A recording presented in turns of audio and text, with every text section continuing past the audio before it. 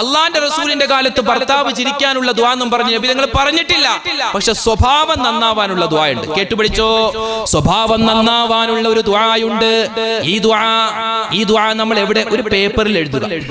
ഒരു പേപ്പറിൽ എഴുതുക. ഇന്ന് തന്നെ ഉമ്മമാരെ പഠിച്ചു വെച്ചോ. ഇന്ന് തന്നെ വീട്ടിൽ പോയിട്ട് നമ്മുടെ മക്കളെ കൊണ്ടോ അല്ലെങ്കിൽ നമ്മളോ ഒരു പേപ്പറിൽ എഴുതുക. ഏതാണ് ആ ദുആ? അല്ലാഹുമ്മ ഹസ്സിൻ ഖുൽഖി കമാ ഹസ്സൻത ഖൽഖി. ഒന്നുകൂടി പറയാം. അല്ലാഹുമ്മ അല്ലാഹുവേ ഹസ്സിൻ ഖുൽഖി, എന്റെ സ്വഭാവം നീ നന്നാക്കണേ അല്ലാ. കമാ ഹസ്സൻത ഖൽഖി, എന്റെ സൃഷ്ടിപ്പ് നന്നാക്കിയതുപോലെ എന്റെ സ്വഭാവവും നീ നന്നാക്കണേ അല്ലാ. ഈ ദുആ നമ്മുടെ ഒരു പേപ്പറിൽ എഴുതി വെച്ചിട്ട് എവിടെയാ വെക്കേണ്ടെന്നറിയോ? ഷോക്കേസിൽ കൊണ്ടുപോയി വെച്ചിട്ട് കാര്യമില്ല. നമ്മുടെ അലമാരിയുടെ കണ്ണാടി ഉണ്ടല്ലോ, ആ കണ്ണാടിയിൽ അങ്ങോട്ട് ഒട്ടിച്ചു വെക്കണം. ഏതാണാണെങ്കിലും പെണ്ണാണെങ്കിലും ഒരു ദിവസം 5 വക്കത്ത് നിസ്കരിച്ചില്ലെങ്കിലും കണ്ണാടിയുടെ മുമ്പിൽ പോകും. ഒന്ന് അങ്ങോട്ടിരി, ഒന്ന് ഇങ്ങോട്ടിരി. ഇവിടെയാണെങ്കിൽ ഇങ്ങനെ പൊട്ടി പൊട്ടി പൊട്ടി പൊട്ടി ഇട്ട് അല്ലേ? ഓരോ കല്യാണത്തിന്റെ കോപ്രായങ്ങളെ, ഓരോ കല്യാണത്തിന് പോകുന്ന ഒരു പെണ്ണ് പെണ്ണായി ആ ഒരു പുതുമണവാട്ടിയായി ഇറങ്ങുമ്പോ അവളുടെ ഡ്രസ്സ്, അതുപോലെ തന്നെ അവളുടെ സ്വർണം പോട്ടെ, അവളുടെ ഡ്രസ്സും, അതുപോലെ തന്നെ ഓള് ശരീരത്തിൽ വാരി തേച്ചിട്ടുള്ള ക്രീമുകളും, ഒരുപാട് പേരുണ്ടല്ലോ, പേരൊന്നും ഓർമ്മയില്ല, പേരൊന്നും അറിയാനും പാടില്ല. ഒരുപാട് ക്രീമുണ്ട്, പുട്ടിയുണ്ട്. അതിന്റെയൊക്കെ വില നോക്കിയാൽ ഒരു 2.5-3 ലക്ഷത്തോളം വരും. അത്രമാത്രം. എന്റെ പൊന്നുസ്താദ് ഇത് തള്ളാൻ തോന്നണം പറഞ്ഞു. ഞാൻ തള്ളു പറഞ്ഞതല്ല, നുണ പറഞ്ഞതല്ല. അങ്ങനത്തെ കല്യാണങ്ങൾ നടക്കാറുണ്ട് എന്റെ ഉമ്മ. നമ്മൾ ഈ പിണർമുണ്ടയിലെ കല്യാണം അല്ലേ കണ്ടിട്ടുള്ളൂ. മലബാർ ഭാഗത്തേക്ക് പോണ എന്താ, അതാണ് കല്യാണം. ലക്ഷക്കണക്കിന് രൂപയുടെ വാരി പൊത്തുകയാണ്. പൈസ ഉള്ളവർക്ക് എന്തോ ആവട്ടോ, പക്ഷെ അള്ളാന്റെ അടുക്ക ചെല്ലുമ്പോൾ അതിന് മറുപടി പറയേണ്ടി വരും. എന്ന് വെച്ച് കല്യാണ പെണ്ണ് ഒരുങ്ങണ്ടെന്നല്ല, ഒരുങ്ങണം. ഒരു പെണ്ണിനെ സംബന്ധിച്ചിടത്തോളം അവളുടെ ജീവിതത്തിലെ ഏറ്റവും സുന്ദരമായ ഒരു മുഹൂർത്തമാണ് ആ കല്യാണ പെണ്ണായി അവളുടെ വീട്ടിൽ നിന്നും ഇറങ്ങി ആ പുതിയാപ്പിളയുടെ കൂടെ കാറിൽ പോകുന്ന സന്ദർഭം അല്ലേ? വാപ്പമാരൊക്കെ എന്ത് കരച്ചിലാ. അല്ലോ ഇതൊക്കെ പറഞ്ഞ് നമ്മുടെ വിഷയം തീരൂല. പറഞ്ഞു വന്നത് അല്ലാഹുമ്മ ഹസ്സിൻ ഖുൽഖി കമാ ഹസ്സൻത ഖൽഖി. ഈ ദുആ നമ്മൾ കണ്ണാടിയിൽ എഴുതി വെക്കണം. കണ്ണാടി നോക്കുന്ന സമയത്തെല്ലാം ഈ ദുആ നമ്മുടെ മനസ്സിലേക്ക് വരണം. നമ്മൾ പറയണം, അല്ലാഹുവേ ഞങ്ങളുടെ സ്വഭാവങ്ങളെ നീ നന്നാക്കി തരണേ അല്ലാ. ഞങ്ങളുടെ ഭാര്യമാരുടെ, ഞങ്ങളുടെ ഭർത്താക്കന്മാരുടെ, ഞങ്ങളുടെ മക്കളുടെ സ്വഭാവങ്ങളെ നീ നന്നാക്കി തരണേ അല്ലാ. ചെയ്യോ എന്തുട്ട് ഹിജാബിലെ പെണ്ണുങ്ങളാണ്. ചെയ്യോ ഒരു ഇൻഷാ അല്ലാഹ് പറഞ്ഞേ. ചെയ്യോ.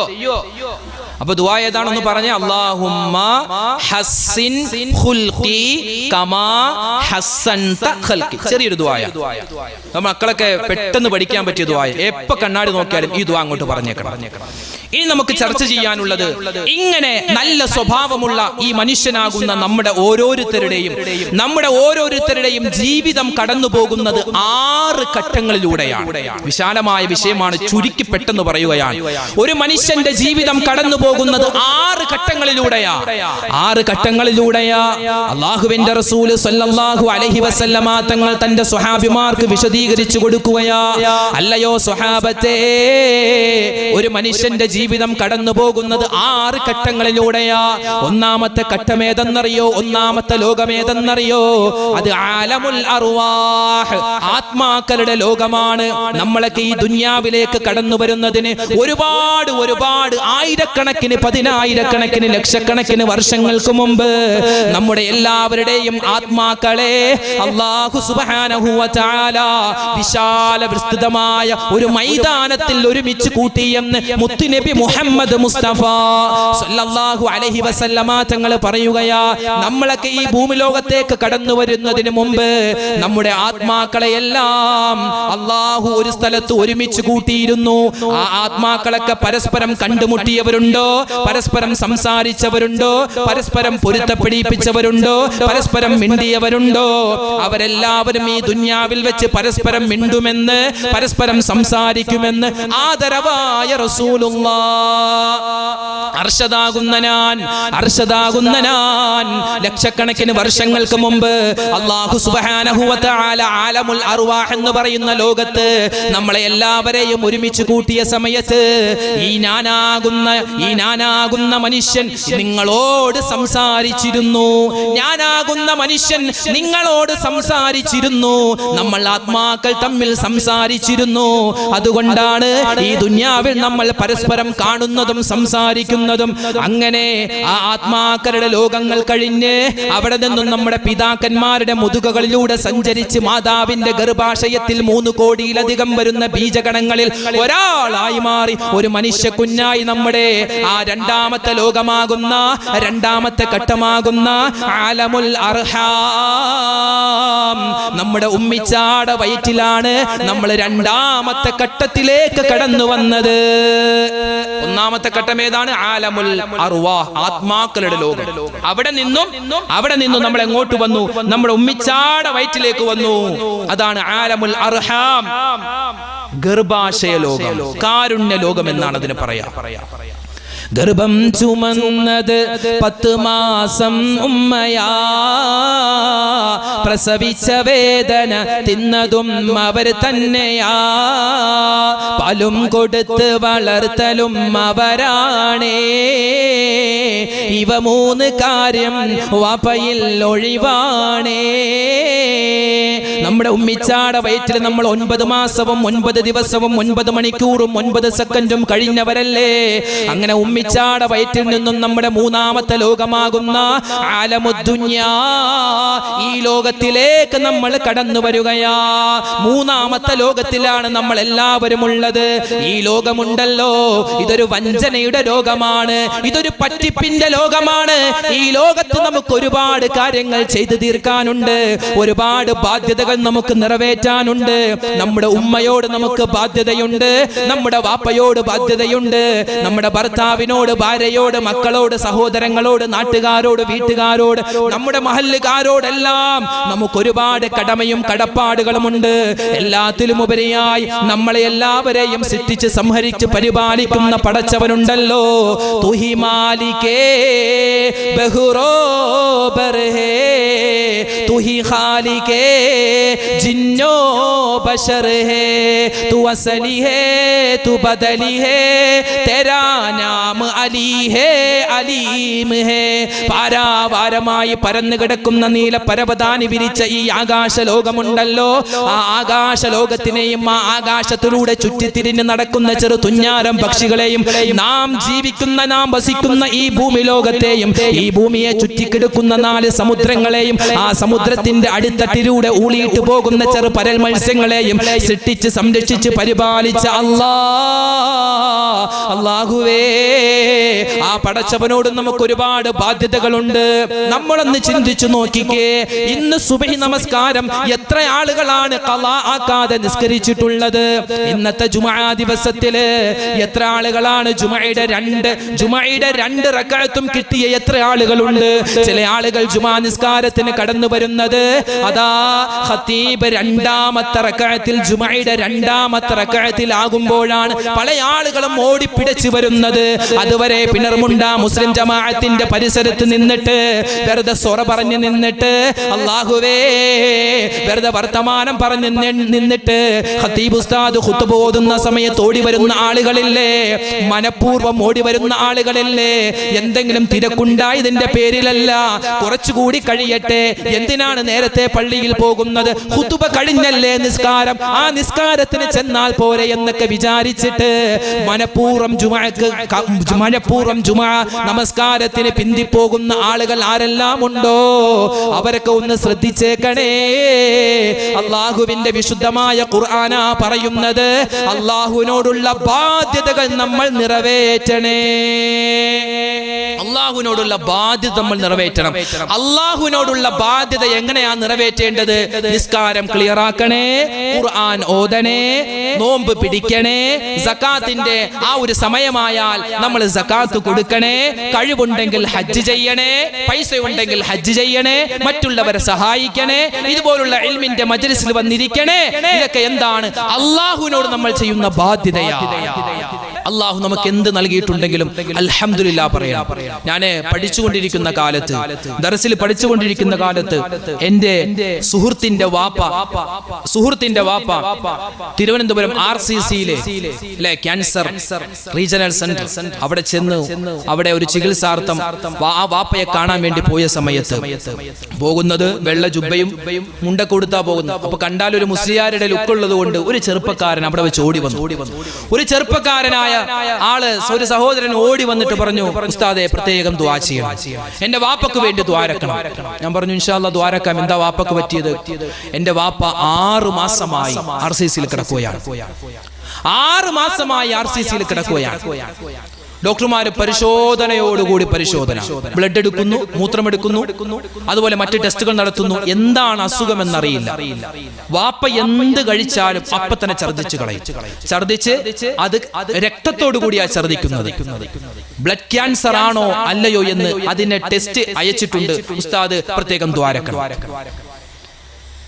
6 മാസമായി എന്റെ വാപ്പ എന്തെങ്കിലും ഈ വായ കൊണ്ട് കഴിച്ചിട്ട് കുടിച്ചിട്ട് 6 മാസത്തോളം ട്യൂബിലൂടെ ഒരു ദ്രാവകം ഇങ്ങനെ കയറ്റിക്കൊണ്ടിരിക്കുക ശരീരത്തിലൂടെ. കാരണം ഒന്നും കഴിക്കാൻ പറ്റും, അപ്പൊ തന്നെ ഛർദിക്കും. ഞാൻ പറഞ്ഞു ഇൻഷാ അല്ലാഹ് ദുആ ചെയ്യാം. ഞാൻ പതിയെ ചോദിച്ചു, മൂപ്പരുടെ കോലം കണ്ടപ്പോ ചോദിച്ചു, പൈസയൊക്കെ എങ്ങനെയാ? എന്റെ പൊന്നുസ്താദെ, എന്റെ വാപ്പ ആരെന്നറിയോ? കോട്ടയം ജില്ലയിലെ, എന്റെ വാപ്പ കോട്ടയം ജില്ലയിലെ അറിയപ്പെട്ട വ്യാപാരിയാണ്. ഞങ്ങൾക്ക് ഒരു മാസം 3 ലക്ഷത്തോളം രൂപ ഞങ്ങൾക്ക് വാടക ഇനത്തിൽ കിട്ടും. പൈസ ഒന്നും പ്രശ്നമല്ല ഉസ്താദെ, പൈസ ഒന്നും പ്രശ്നമല്ല. അള്ളാഹു വാരിക്കോരി തന്നിട്ടുണ്ട്. പക്ഷേ പൈസയേക്കാൾ ഏറ്റവും വലുത് ആരോഗ്യമാണല്ലോ, അള്ളാഹു തന്ന അനുഗ്രഹമാണല്ലോ. അതുകൊണ്ട് ഉസ്താദെ നിങ്ങളൊന്ന് ദുആരക്കണം. അവിടെ പൈസയല്ല പ്രശ്നം, ആരോഗ്യമാണ്. നമുക്കൊക്കെ അള്ളാഹു ആരോഗ്യം തന്നു. അള്ളാഹു നമുക്ക് ആരോഗ്യമുള്ള ആഫിയത്തുള്ള ദീർഘായുസ് നൽകി അനുഗ്രഹിക്കുമാറാവട്ടെ.